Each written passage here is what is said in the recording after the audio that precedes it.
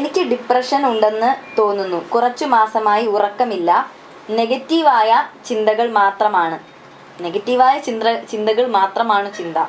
പിന്നെ ആർക്കും എന്നെ വേണ്ട എന്നുള്ള തോന്നൽ. മക്കളോട് ദേഷ്യം. വീട്ടിലൊറ്റയ്ക്കിരിക്കാൻ ഇഷ്ടമില്ല. ആരുമായി കൂട്ടില്ല. ആരോടും സംസാരിക്കാൻ ഇഷ്ടമല്ല. ഇതെങ്ങനെ മാറ്റാം? ഈ പറഞ്ഞ സിംറ്റംസ് ഒക്കെ ഡിപ്രഷന്റെ സിംറ്റംസ് ആയിട്ടല്ല ഫീൽ ചെയ്യുന്നത്. കുറച്ച് സിംറ്റംസ് ഒക്കെ ഡിപ്രഷന്റെ ആണ്. ഡിപ്രഷൻ എന്ന് പറഞ്ഞു കഴിഞ്ഞാൽ നമ്മൾ യൂഷ്വലി കുറച്ചുകൂടെ നമ്മളിപ്പോൾ വളരെ കോമൺ ആയിട്ട് യൂസ് ചെയ്യുന്ന ഒരു ടേമാണ് ഡിപ്രഷൻ. ഒന്നൊന്ന് സാഡ് മോഡ് ആകുമ്പോഴേക്കും തന്നെ ഞാൻ ഡിപ്രസ്ഡ് ആണ് എന്ന് പറഞ്ഞിട്ട് നമ്മൾ യൂസ് ചെയ്യാറുണ്ട് ആ ടേം. മോർ ദാൻ ദാറ്റ് നമ്മൾ ആ ഒരു ഇമോഷൻസ് ഫീൽ ചെയ്യുന്നതിൻ്റെയൊക്കെ അപ്പുറത്തേക്ക് നമ്മളുടെ സ്ലീപ്പ് ഡിസ്റ്റർബൻസ് വരിക, നമ്മളുടെ വെയിറ്റ് ലോസ് ഉണ്ടാവുക, നമുക്ക് വിശപ്പില്ലാതാവുക, വേറെയുള്ള ആക്ടിവിറ്റീസിലേക്കൊന്നും നമുക്ക് ഫോക്കസ് ചെയ്യാൻ പറ്റാത്ത രീതിയിൽ നമ്മൾ തളർന്നിരുന്ന് പോവുക. അങ്ങനെ കുറേ സിംറ്റംസ് ആണ് നമ്മൾ ഡിപ്രഷനിൽ പറയുക. ഫാറ്റീഗ്നെസ്, പിന്നെ ഒരു ഹോപ്പ്ലെസ്നെസ് ഫീൽ ഉണ്ടാവും. അതായത് ഭാവിയിലേക്ക് ഒരു ഹോപ്പും ഇല്ല, ഒരു ഹെൽപ്ലെസ് ആയ ഫീല്, ഞാൻ വേർത്ത് അല്ല എന്നുള്ളൊരു ഫീല്. ഇതൊക്കെയാണ് കോമൺ ആയിട്ട് യൂഷ്വലി ഡിപ്രഷനിൽ കാണാറ്. ഇവിടെ പറഞ്ഞത് പുറത്ത് പോകാൻ ഇഷ്ടമില്ല എന്നോ? പുറത്തു പോകാൻ ഇഷ്ടമില്ല, എപ്പോഴും നെഗറ്റീവ് ചിന്ത, ആരുമായിട്ടും കൂട്ടില്ല, മക്കളോട് ദേഷ്യം, വീട്ടിൽ ഒറ്റയ്ക്ക് ഇരിക്കാനാണ് ഏറ്റവും ഇഷ്ടം എന്നൊക്കെയാണ് പറയുന്നത്. ഡിപ്രഷന്റെ ചെറിയ സിംറ്റംസ് ആണ്. മോർ ദാൻ ദാറ്റ് ഒരു സോഷ്യൽ വിത്ഡ്രോവൽ സാധനം ഉണ്ടോ എന്നുള്ളത് നമ്മൾ നോക്കണം. അതായത് ഒരു എന്തുകൊണ്ടാണ് ദേഷ്യമുണ്ട്, ഓക്കെ, പക്ഷെ എന്തുകൊണ്ടാണ് പുറത്തു പോകാൻ തോന്നാത്തത്? ആൾക്കാരെ കാണാനുള്ള ബുദ്ധിമുട്ട് കൊണ്ടാണോ, അല്ലെങ്കിൽ സോഷ്യൽ ആങ്സൈറ്റി ഉള്ള റിലേറ്റഡ് ആയിട്ടുള്ള എന്തെങ്കിലും ഉണ്ടോ? അപ്പോൾ കുറേ സ്പെക്ട്രത്തിൽ കുറേ ഡിസോർഡേഴ്സിന്റെ സിംറ്റംസ് കാണിക്കുന്ന പോലെ ഫീൽ ചെയ്തു. അപ്പോൾ കറക്റ്റായിട്ട് എന്താണെന്നുള്ളത് ആളെ കണ്ട് ചോദിച്ച് മനസ്സിലാക്കിയാലേ അത് ഡിപ്രഷൻ ആണോ എന്നുള്ളത് നമുക്ക് ഡയഗ്നോസ് ചെയ്യാൻ പറ്റുള്ളൂ. ഇപ്പം മാം പറഞ്ഞ പോലെ തന്നെ ഡിപ്രഷനിൽ തന്നെ നമുക്ക് പല ഡിവിഷൻ ഉണ്ട്. അതായത് മൈൽഡായിട്ട് വരാം, അല്ലെങ്കിൽ മോഡറേറ്റ് ലെവലിൽ വരാം, ഭയങ്കര സിവിയർ ലെവലിലും വരാം. അപ്പോൾ മൈൽഡ് ലെവലിൽ വരുമ്പം ചിലപ്പോൾ നമുക്ക് അങ്ങനെ അങ്ങോട്ട് മനസ്സിലാവില്ല. ചിലപ്പോൾ ചെറിയ ചെറിയ സിംറ്റംസും ഉണ്ടാവുള്ളൂ. ഇപ്പോൾ മാം പറഞ്ഞ അത്രയും സിംറ്റംസ് ഒരുമിച്ചുണ്ടാവില്ല. എന്നാൽ ചിലതുണ്ടാകും. ചിലപ്പോൾ ഉറക്കക്കുറവായിട്ടോ കൂടുതലായിട്ടോ അല്ലെങ്കിൽ ലോ മൂഡ് ഫീൽ ചെയ്യുന്നതായിട്ടോ ഒക്കെ ഉണ്ടാകാം. അപ്പോൾ മോഡറേറ്റ് ലെവലിൽ വരുമ്പോൾ ഈ സിംറ്റംസിൻ്റെ എണ്ണം കുറച്ചും കൂടി ഒന്ന് കൂടി വരും. സിവിയർ ലെവലിലേക്ക് വരുമ്പോൾ അവർക്ക് ഡെയിലി ഫങ്ഷൻസ് ഒന്നും ചെയ്യാൻ പറ്റാത്തൊരു കണ്ടീഷൻസിലേക്ക് വരാറുണ്ട്.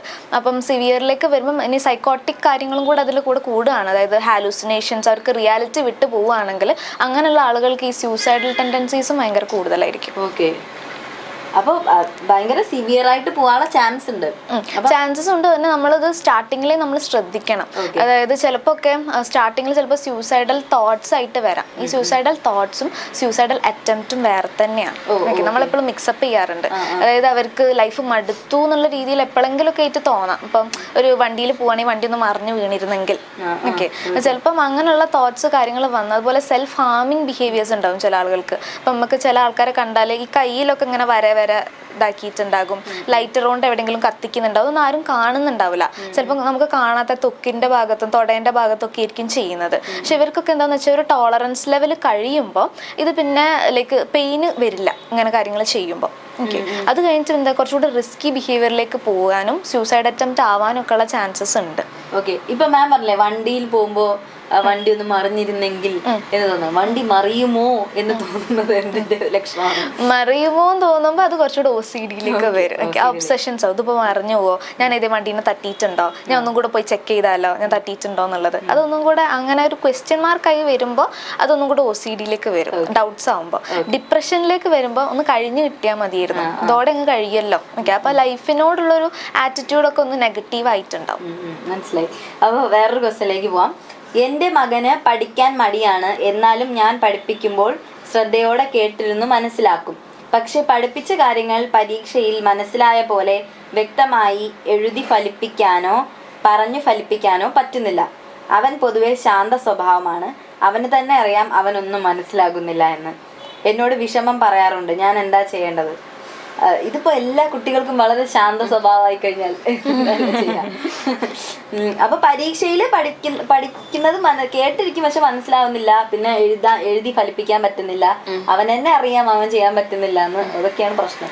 പഠിക്കാൻ ഇഷ്ടമുണ്ടായിട്ടും പഠിക്കാൻ പറ്റുന്നില്ല എന്നുള്ളതാണെങ്കിൽ അത് എന്തുകൊണ്ടാണ്, ഏത് രീതിയിലൊക്കെ പഠിക്കുമ്പോഴാണ് ആൾക്ക് മനസ്സിലാവുന്നത്, എങ്ങനെ പഠിക്കുമ്പോഴാണ് മനസ്സിലാവാത്തത്, അങ്ങനെയുള്ള കുറേ കാര്യങ്ങളൊക്കെ നോക്കിയിട്ട് എന്തെങ്കിലും ടൈപ്പ് ഓഫ് ലേണിംഗ് ഡിസോർഡറോ അങ്ങനെ എന്തെങ്കിലും ഉണ്ടോ എന്നുള്ളത് നമ്മൾ ആദ്യം ഡയഗ്നോസ് ചെയ്യാൻ വേണ്ടി നോക്കുക. അത് കഴിഞ്ഞിട്ട് ചില കുട്ടികളുടെ സ്റ്റഡി മെത്തേഡ് മാറ്റി കഴിഞ്ഞ് കഴിഞ്ഞാൽ ചിലപ്പോൾ അവർക്ക് ഈസിലി ആയിട്ട് അത് ട്രാക്ക് ചെയ്യാൻ വേണ്ടി പറ്റും. അതായത് ചില ആൾക്കാർക്ക് എഴുതി പഠിക്കുന്നതായിരിക്കും ഇഷ്ടം, ചില ആൾക്കാർക്ക് കേട്ട് പഠിക്കുന്നതായിരിക്കും ഇഷ്ടം, പിന്നെ ചില ആൾക്കാർ ചിത്രങ്ങളൊക്കെ വരച്ച് പഠിക്കുന്ന പല വെറൈറ്റി ആയിട്ട് പഠിക്കുന്ന ആൾക്കാരെ കണ്ടിട്ടുണ്ട്. അപ്പോൾ അവരുടെ വേ ഓഫ് മെത്തേഡ്, അതൊരു സ്റ്റഡി ചെയ്യാനുള്ള മെത്തേഡ് എന്താണെന്ന് കണ്ടുപിടിച്ചിട്ട് അങ്ങനെ ചെയ്യുമ്പോഴും അവർക്ക് പഠിക്കാൻ പറ്റുന്നില്ല, അല്ലെങ്കിൽ പഠിച്ച സാധനം റീകോൾ ചെയ്യാൻ പറ്റുന്നില്ല എന്നൊക്കെ ഉണ്ടെങ്കിൽ, എന്തെങ്കിലും മെമ്മറി കറക്റ്റായിട്ട് വർക്ക് ആവുന്നില്ലയോ, അല്ലെങ്കിൽ അത് ഓർത്തെടുക്കാൻ പറ്റാത്തതിൻ്റെ ബുദ്ധിമുട്ടുണ്ടോ, അതല്ലെങ്കിൽ പറയുന്ന സാധനങ്ങൾ അക്ഷരങ്ങൾ മനസ്സിലാവുന്നല്ലോ എന്നുള്ളതൊക്കെ കറക്റ്റായിട്ട് തന്നെ നോക്കണം. അത് നോക്കിയിട്ട് ഏത് ഏരിയയിലാണ് എന്താണ് പ്രശ്നം എന്നുള്ളത് അനുസരിച്ചിട്ടേ നമുക്കതിന് സൊല്യൂഷൻസ് പറഞ്ഞു കൊടുക്കാൻ വേണ്ടിയിട്ട് പറ്റുള്ളൂ. ഇത് ലേണിംഗ് ഡിസബിലിറ്റി ആവാനുള്ള ചാൻസ് ഉണ്ടോ? ലേണിംഗ് ഡിസബിലിറ്റി ആവാൻ നമ്മളത് നോക്കണം. അതായത് IQ ഡെഫിഷ്യൻസി ഉണ്ടോ അല്ലെങ്കിൽ ലേണിംഗ് ഡിസബിലിറ്റി മാത്രമാണോ. അപ്പം ലേണിംഗ് ഡിസബിലിറ്റി ഉള്ള കുട്ടികൾക്ക് ചിലപ്പോൾ IQ ഡെഫിഷ്യൻസി ഉണ്ടാവണമെന്നില്ല. ഓക്കെ, അപ്പം അതിൽ ചിലപ്പോൾ നമ്മൾ നോക്കേണ്ടി വരും. ഇപ്പോൾ ചിലപ്പം എഴുതാൻ മാത്രമാണോ, എഴുതുന്നതിലാണോ ബുദ്ധിമുട്ട്, ഡിസ്ലെക്സിയ എന്ന് പറയും, അല്ലെങ്കിൽ കോംപ്രിഹെൻഡ് ചെയ്യുന്നതിലാണോ ബുദ്ധിമുട്ട്.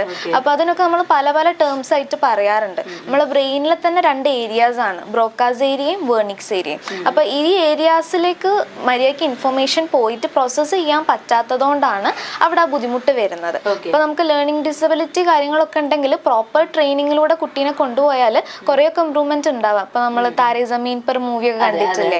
ഓക്കെ, അതിൽ ഒരു ടീച്ചറാണ് മനസ്സിലാക്കിയത്. അപ്പോൾ അതിൽ ട്രെയിൻ ചെയ്ത് കൊണ്ടുവന്ന് ലാസ്റ്റ് ആ കുട്ടിക്ക് നല്ല ഇമ്പ്രൂവ്മെന്റ് വന്നിട്ടുണ്ട്. അപ്പോൾ ലേണിംഗ് ഡിസബിലിറ്റി ആണെങ്കിൽ നമുക്ക് ആ രീതിയിലുള്ള ട്രെയിനിങ് ചെയ്യേണ്ടി വരും. ഇനി IQ ഡെഫിഷ്യൻസി ആണെങ്കിൽ നമുക്കൊരു ക്ലിനിക്കൽ സൈക്കോളജിസ്റ്റിന്റെ അടുത്ത് പോയിട്ട് പ്രോപ്പർ ആയിട്ടുള്ള ഒരു IQ ടെസ്റ്റ് ചെയ്യണം. എന്നിട്ട് അതിൽ ഏതൊക്കെ ഏരിയാസിലാണോ കുട്ടിക്ക് പ്രശ്നം വരുന്നത് അതിൽ നമ്മൾ ട്രെയിൻ ചെയ്തിട്ടെടുക്കണം. വലിയ ആളുകൾക്ക് IQ ടെസ്റ്റ് ചെയ്യാൻ പറ്റും? IQ ടെസ്റ്റ് ചെയ്യാം. ആക്ച്വലി അത് ചിലപ്പം ചെറുപ്പത്തിൽ പാരൻസ് ഒന്നും അങ്ങനെ നോക്കിയിട്ടുണ്ടാവില്ല. നമ്മൾ IQ എന്ന് പറയുമ്പോഴേ ഈ മാർക്സിൽ മാത്രം ഇമ്പോർട്ടൻസ് കൊടുക്കുന്നത്. ഓക്കെ, ചില ആളുകൾക്ക് ചിലപ്പം ഈ എഡ്യൂക്കേഷൻ സാധനത്തിലൊക്കെ നല്ല മാർക്കും കാര്യങ്ങളൊക്കെ ഉണ്ടാവും, പക്ഷെ പ്രാക്ടിക്കൽ ഇന്റലിജൻസ് എന്ന് പറയുന്നത് ചിലപ്പോൾ നല്ല കുറവായിരിക്കും. ഓക്കെ, അപ്പോൾ ചിലപ്പം എന്താണ് നമ്മളൊരു കാര്യം സിറ്റുവേഷൻസ് ഒക്കെ വരുമ്പോൾ അതിനനുസരിച്ച് അഡൾട്ട് ആക്ട് ചെയ്തിട്ടില്ലെങ്കിൽ ചിലപ്പോൾ ഈ IQ ടെസ്റ്റ് കണ്ടുപിടിച്ച് ചിലപ്പോൾ കോംപ്രിഹെൻഷനിലോ അബ്സ്ട്രാക്ട് തിങ്കിങ്ങിലൊക്കെ ആൾക്ക് ബുദ്ധിമുട്ടുണ്ടാവും. അപ്പോൾ ആ ഏരിയയിൽ ചിലപ്പോൾ ട്രെയിനിങ് അഡൾട്ട് ആയാലും നമ്മൾ കൊടുക്കേണ്ടി വരും. ഓക്കെ, അപ്പോൾ വേറൊരു ക്വസ്റ്റ്യനിലേക്ക് പോവാം. IQ ഒക്കെ ആർക്കെങ്കിലൊക്കെ ടെസ്റ്റ് ചെയ്തൊക്കെ നോക്കുന്നുണ്ടെങ്കിൽ വെറുതെ അങ്ങനെ ടെസ്റ്റ് ചെയ്യാൻ പറ്റുമോ? IQ മാം പറഞ്ഞ പോലെ പല ഡൊമൈനിലാണ് നമ്മൾ നോക്കുക. നമ്മൾ IQ എന്ന് പറയുമ്പോൾ പൊതുവെ എഴുതാനും ഇതാക്കാനുള്ള ഒരു അനലിറ്റിക്കൽ സാധനം മാത്രമേ എല്ലാവരും തിങ്ക് ചെയ്യുന്നുണ്ടാവുള്ളൂ. അതുപോലെ നമ്മൾ ബുക്ക് സ്മാർട്ട്, റോഡ് സ്മാർട്ടും പറഞ്ഞ് കുറേ ടൈപ്പ് ഓഫ് ഇന്റലിജൻസ് ഇങ്ങനെ പറയും. അപ്പോൾ നമ്മൾ സ്റ്റഡീസിലൊക്കെ നല്ല അടിപൊളിയായിട്ട് സ്റ്റുഡിയോസ് ആയിട്ട് പോയിട്ടുണ്ടാവും, പക്ഷെ ഒരു പ്രാക്ടിക്കൽ സമയത്ത് കറക്റ്റായിട്ട് ഡിസിഷൻ എടുക്കാൻ പറ്റുന്നില്ല എന്നൊക്കെ പറയുമ്പം അവിടെ എന്തെങ്കിലും ഒരു IQ ഡെഫിഷ്യൻസി ഉണ്ടോ, അല്ലെ സ്ലോ ആയിട്ടാണ് കാര്യങ്ങൾ ചെയ്യുന്നതെന്ന് കാണുമ്പോൾ അവിടെ എന്തെങ്കിലും ഉണ്ടോ നമ്മൾ സംശയിക്കും. അപ്പം വെറുതെ നമുക്ക് നമ്മളുടെ ഒരു IQ റേഞ്ച് എന്താണെന്ന് അറിയാൻ വേണ്ടി ടെസ്റ്റ് ചെയ്ത് നോക്കുന്നതിനെ കൊണ്ട് കുഴപ്പമൊന്നുമില്ല. നമ്മൾ യൂഷ്വലി പറയുക IQ റേഞ്ച് ഒരു 70 to 130 ആ ലെവലിലേക്ക്, അല്ല 80 to 120 ഇടയിലാണ് ഒരു നോർമൽ അഡൾട്ടിന്റെ ആവറേജ് ഇന്റലിജൻസ് എന്ന് പറയുന്നത്. അതിൽ തന്നെ താഴോട്ടേക്ക്, അതായത് 70-80 ആ ലെവലിൽ വരുമ്പോൾ നമ്മൾ ബോർഡർ ലൈൻ ആണെന്ന് പറയും. അതിന് താഴോട്ടേക്ക് പോകുമ്പോഴാണ് മൈൽഡ്, മോഡറേറ്റ്, സിവിയർ എന്ന് പറഞ്ഞിട്ട് ഡെഫിഷ്യൻസി എന്ന് പറയാം. അതിന്റെ മുകളിലേക്ക് 130 അബോവ് പറയുമ്പോൾ നമ്മൾ ഗിഫ്റ്റഡ് പേഴ്സൺസ് എന്ന് പറയും. അതായത് ചില കുട്ടികളൊക്കെ കണ്ടില്ല, പെട്ടെന്ന് തന്നെ മാത്തമാറ്റിക്കൽ കാൽക്കുലേഷൻസ് ഒക്കെ ചെയ്യുന്നത്, വലിയ ഡിജിറ്റ് കൊടുത്താൽ കാൽക്കുലേറ്റർ ഒന്നും പോരാതെ ചെയ്യുന്നത്, അതിനൊക്കെ നമ്മൾ ഗിഫ്റ്റഡ് ഇന്റലിജൻസ് എന്നാ പറയാം. അപ്പം ഈ ഒരു ഏത് റേഞ്ചിലാണ് നമ്മൾ ഉള്ളത് എന്ന് അറിയാൻ വേണ്ടിയിട്ട് നമുക്കൊരു ക്യൂരിയോസിറ്റിന്റെ ഭാഗമായിട്ട് വേണമെങ്കിൽ ചെയ്ത് നോക്കാം. പ്രോബ്ലം സോൾവില് ഇനി ചെറിയൊരു ബ്രേക്ക്.